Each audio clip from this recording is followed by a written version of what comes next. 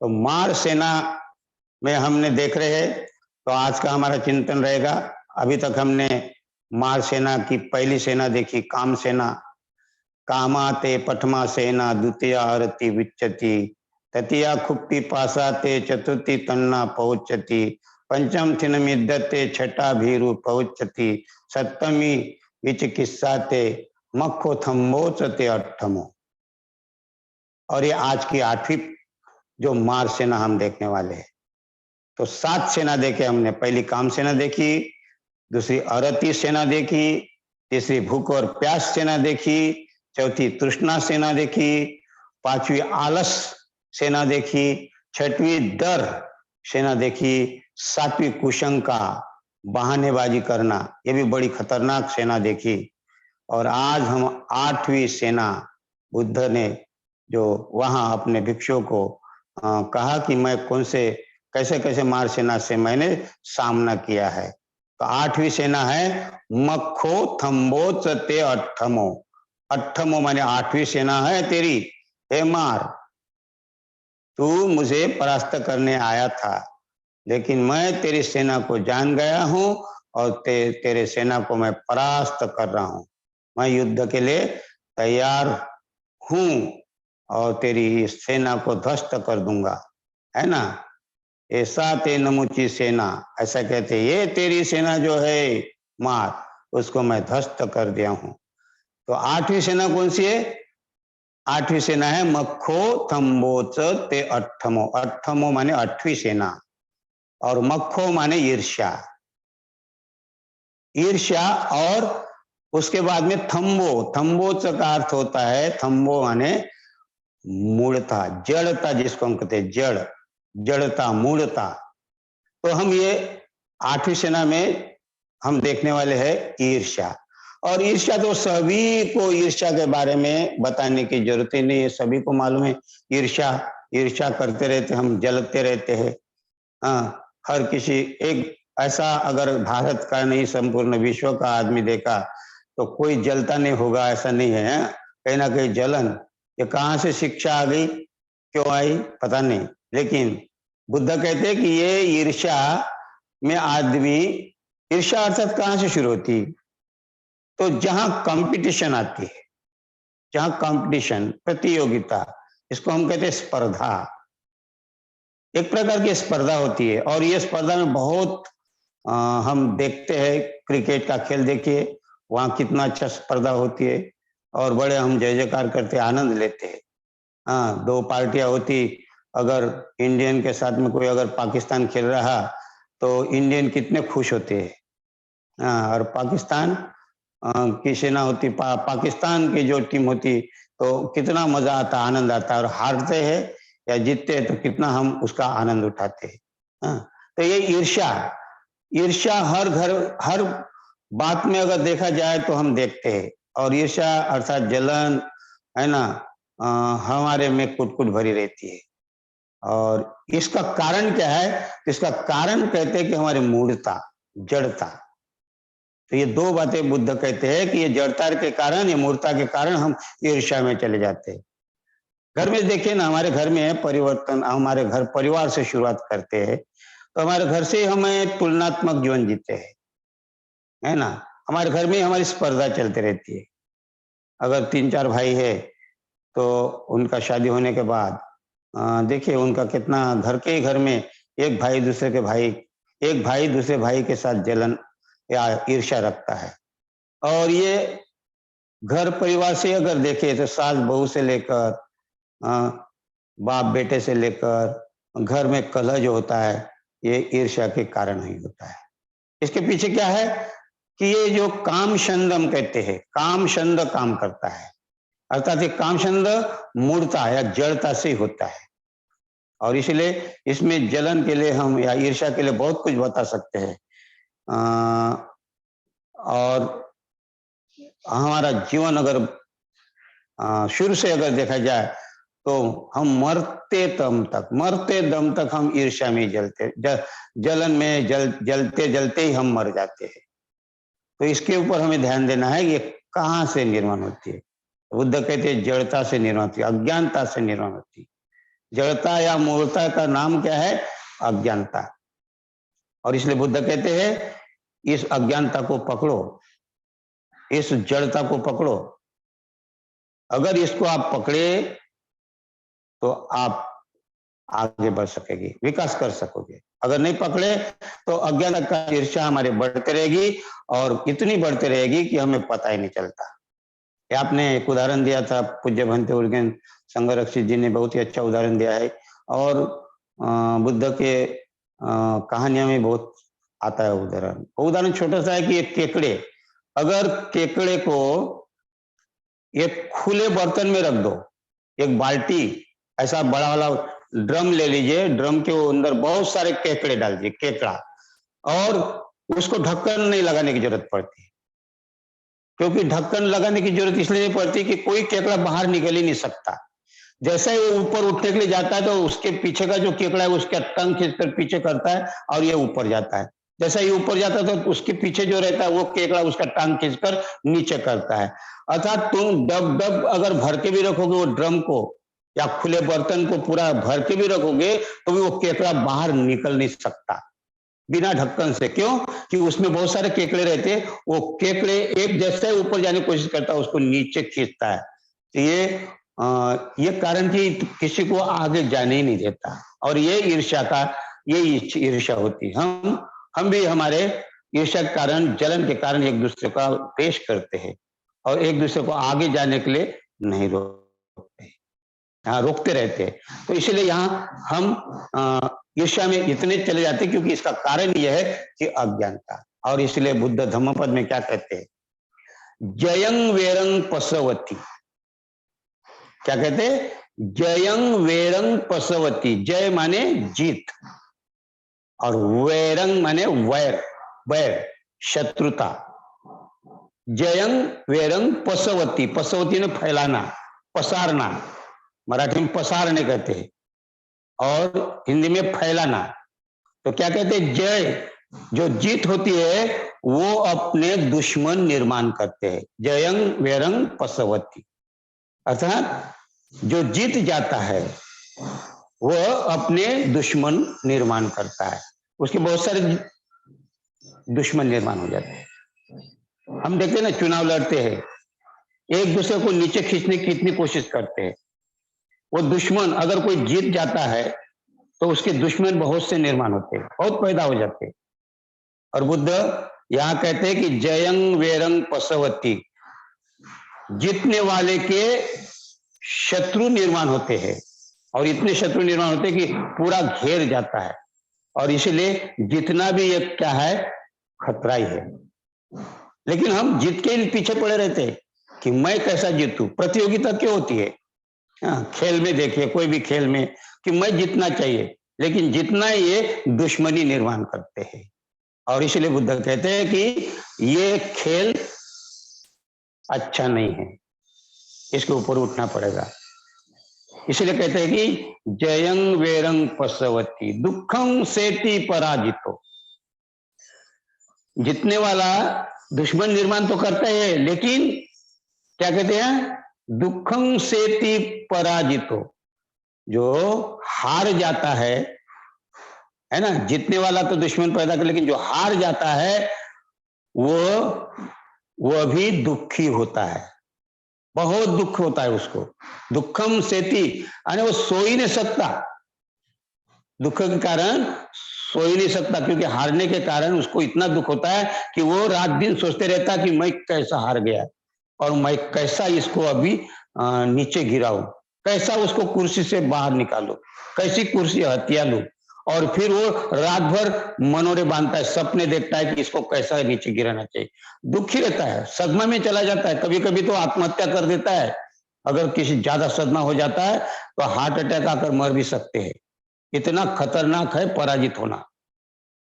बहुत से लोगों को उदाहरण है कि सट्टा खेलते हैं, सट्टा खेलते खेलते एक अगर हार गए, सब सारी संपत्ति चले गए, तो उसको अटैक आ जाता है। अर्थात दुखम सेति पर है, वो सुख से सो नहीं सकता।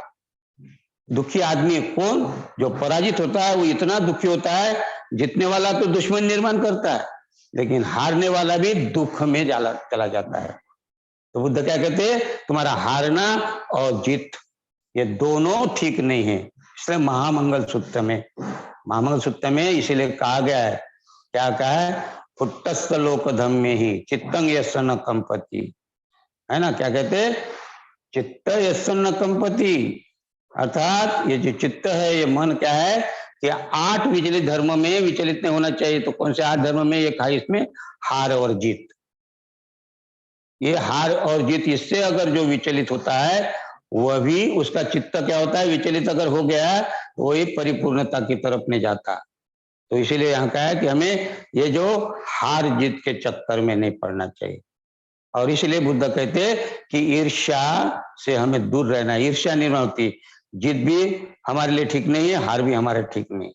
जयंग वैरंग पसवती दुखम सेति पराजितो उपसंतो सुखं सेति। क्या कहते, उपसंतो सुखं सेति, सुख से सोता है। उपसंतो है शांत पुरुष, स्थिर पुरुष, जो हार के भी चक्कर में नहीं पड़ता और जीत के भी चक्कर में नहीं पड़ता, वो उसको उपशांत कहते, उसको शांत पुरुष कहते। और शांत अर्थात संत उसको कहते हैं, जिसको हम संत कहते हैं ना, कि वो जो संत जो हार के पीछे भी नहीं पड़ता, जीत के पीछे भी नहीं पड़ता, उसको संत कहते। और इसलिए बुद्ध कहते हैं कि शांत पुरुष सुख से सोता है। उपसंतो सुखं सेति, सुख से सोता है। और क्या कहते हैं, हित्वा जयं पराजयं, हित्वा माने छोड़ना, त्यागना। इसलिए शांत पुरुष क्या कहते हैं, जय पराजय को छोड़ देते हैं और शांत होते हैं, अर्थात शांति से सो सकते हैं। और इसीलिए हम ईर्ष्या के चक्कर में पड़ते रहते हैं, एक दूसरे को नीचे गिराने की कोशिश करते रहते हैं। हम अगर अपने दुकान कंपटीशन, एक दुकान है तो दूसरा दुकानदार उसको कंपटीशन में अपना खोलता है, दोनों में कंपटीशन चलती है।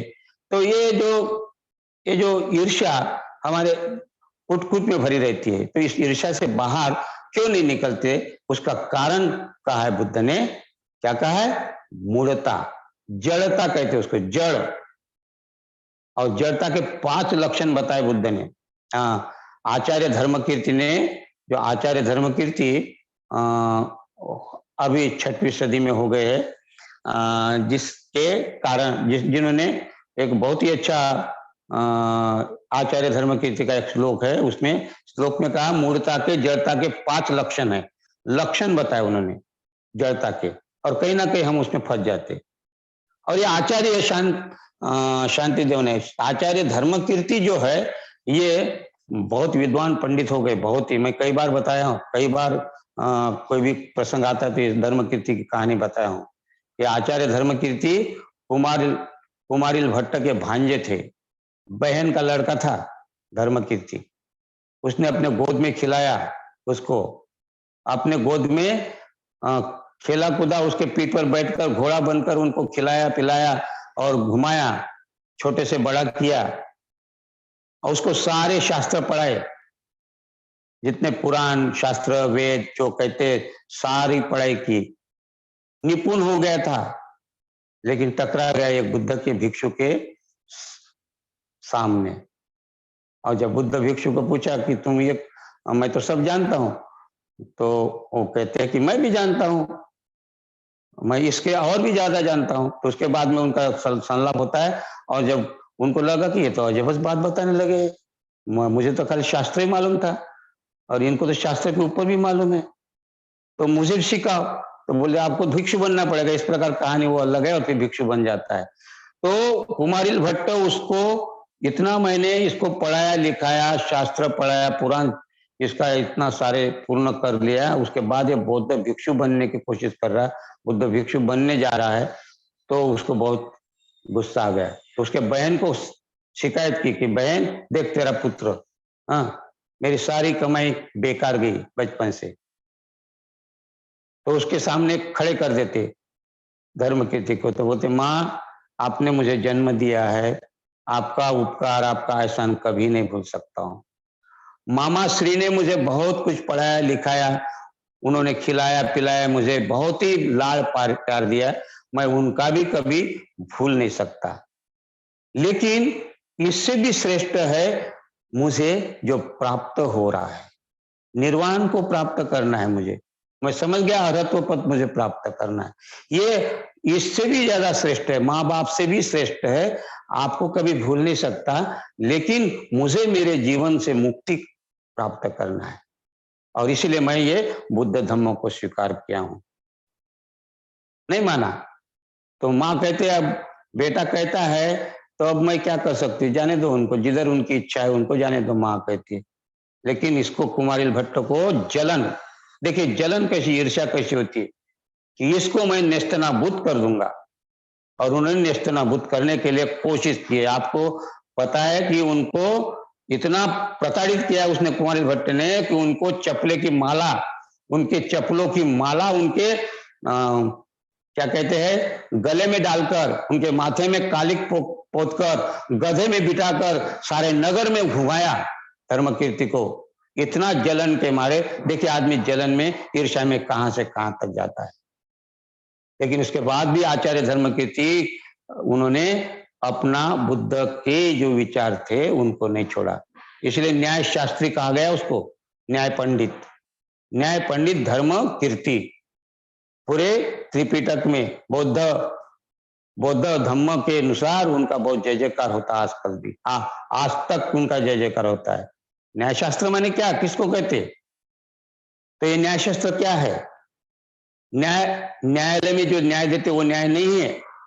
न्याय शास्त्र बुद्ध धम्म के अनुसार उसको प्रतीत्य समुत्पाद को कहते हैं, और जो प्रतीत्य समुत्पाद समझ गया, जो कार्य कारण भाव समझ गया, वो ईश्वर के पीछे नहीं पड़ता, और जो ईश्वर के पीछे पड़ता वो अन्याय है। तो न्याय क्या है? तो न्याय है ईश्वर को छोड़कर जो प्रतीत्य समुत्पाद कार्य कारण भाव के अनुसार बुद्ध के तत्व जो बुद्ध ने बताया उस मार्ग के अनुसार वो चलता है, उसको न्याय शास्त्र कहते हैं। तो न्याय शास्त्र लिखा उन्होंने आचार्य धर्मकीर्ति ने। शुरुआत हुई थी नागार्जुन से, नागार्जुन के बाद में आचार्य योगाचार संस्थापक आचार्य असंग उन्होंने लिखा, वसुबंधु ने लिखा, दिंगनाग ने लिखा, दिंगनाग के बाद ईश्वर सेन ने लिखा, ईश्वर सेन के बाद में आचार्य धर्मकीर्ति ने लिखा। तो न्याय शास्त्र अर्थात जिसको हम शून्यवाद कहते हैं, तो शून्यवाद नागार्जुन के समय शून्यवाद था, उसका सरलीकरण करके योगाचार्य विज्ञानवाद किया। विज्ञानवाद अर्थात आचार्य असंग ने विज्ञानवाद करके उनका जो शास्त्र लिखा, और उसके बाद वो वसुबंधु ने धम्मत्व संघ लिखकर उन्होंने उसको और सीधीकरण सरलकरण किया, और धीरे धीरे आचार्य धर्मकीर्ति ने उसको न्याय शास्त्र नाम देकर, न्याय शास्त्र अर्थात हम जो ध्यान साधना करते हैं आजकल, जो ध्यान साधना करते हैं, जिसको हम चैतसिक धर्म कहते हैं, नो योर माइंड जिसको कहते हैं, ये जो शिक्षा है ये आचार्य धर्मकीर्ति ने सरलीकरण करके आज हमारे सामने दी है, और उसी कारण आज जो हम पढ़ते हैं उन्हीं का न्याय शास्त्र के अनुसार हम, जिसको हम कहते हैं अभिधम्म पिटक, जिसको हम कहते हैं अभिधम्म पिटक की शिक्षा, इतना सरल करके आज उनकी शिक्षा से हम ध्यान साधना सीखते हैं।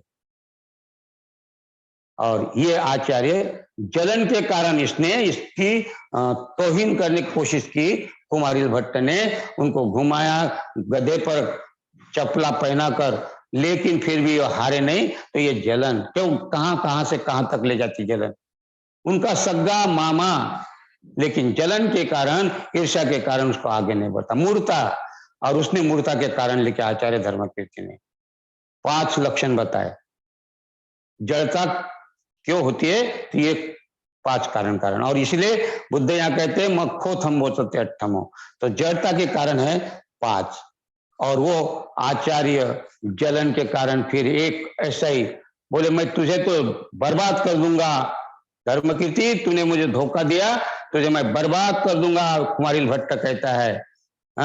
वही कुमारिल भट्ट क्या कहते हैं, बुद्ध की शिक्षा तो अच्छी है, दूध की तरह है, लेकिन वो क्या कहता है कुमारिल भट्ट कि ये जो बुद्ध की शिक्षा है ये कुत्ते के खाल में परसो गया दूध की तरह बुद्ध की शिक्षा है, इसीलिए उसको अपनाना नहीं चाहिए। कुत्ते की खाल में परोसा गया दूध कोई पिएगा क्या? नहीं, इस प्रकार बुद्ध की शिक्षा है, इसलिए उसको नहीं मानना चाहिए, इस प्रकार कुमारिल भट्ट कहता है। इतना क्या कहते हैं कि ये बुद्ध की शिक्षा है, बुद्ध की शिक्षा अच्छी है, लेकिन ये क्षत्रियों के द्वारा दी गई है, ये ब्राह्मणों के द्वारा नहीं दी गई है, और इसीलिए कुत्ते के खाल में परोसा गया दूध है, उसको जैसे पी नहीं सकते, उस प्रकार वो क्षत्रिय द्वारा जो ज्ञान बताया वो हमें मान्य नहीं होगा। इस प्रकार उन्होंने, इस प्रकार का वो कुमारी भट्ट लिखता है। वो कुमारी भट्ट ने फिर एक ऐसा चलते आदमी को, ऐसा एक आदमी जल रहा था, ऐसा एक सड़क किनारे, उसको होश नहीं थे, कपड़े नहीं थे, गरीब था, दाढ़ी बढ़ गई थी, ऐसा जो लड़का जा रहा था उसको उठाया और बोले देख इस लड़के को मैं क्या बनाता हूं, और तेरे खिलाफ, हाँ, धर्मकीर्ति तेरे खिलाफ इस लड़के को, और उस लड़के को उसने निपुण कर दिया, जिसका नाम आगे चलकर शंकराचार्य हो गया, और वहां से शंकराचार्य प्रथा आज तक चली आ रही है। देखिए जलन कहां से कहां तक ले जाते आदमी को। इसलिए बुद्ध कहते हैं जयंग वेरंग पसवती दुखं सेति पराजितो पसंतो सुखं सेति हित्वा जयंग पराजयं। इसलिए जय अर्थात जीत और हार के पीछे नहीं पड़ना चाहिए, वही शांत कहलाता है, जो इस दोनों बातों को छोड़ देता है। लेकिन छोड़ने के पहले मूर्ता में जाता है, तो मूर्ता के 5 कारण वही कहते आचार्य धर्मकीर्ति क्या कहते, वेद प्रामाण्य कश्य चित्ता कर्तृत्व वादा स्नाने धर्मेशा जाति वादा वलेपा संतापारंभा पाप हानाय चेति भस्त प्रज्ञा नामं पंचलिंगानि जाडे। ये जड़ता के कितने हैं, क्या कहते हैं, ये जड़ता के 5 लक्षण हैं, कहते कौन से, ये पंचलिंगानी मैंने 5 लक्षण, जाडय जड़ता के, मूढ़ता के, अज्ञानता के, ये 5 लक्षण है। इस 5 लक्षण के कारण आदमी ईर्ष्या में जाता है, जलन में जाता है, गुस्से में जाता है, द्वेष में जाता है। इसका कारण ये है।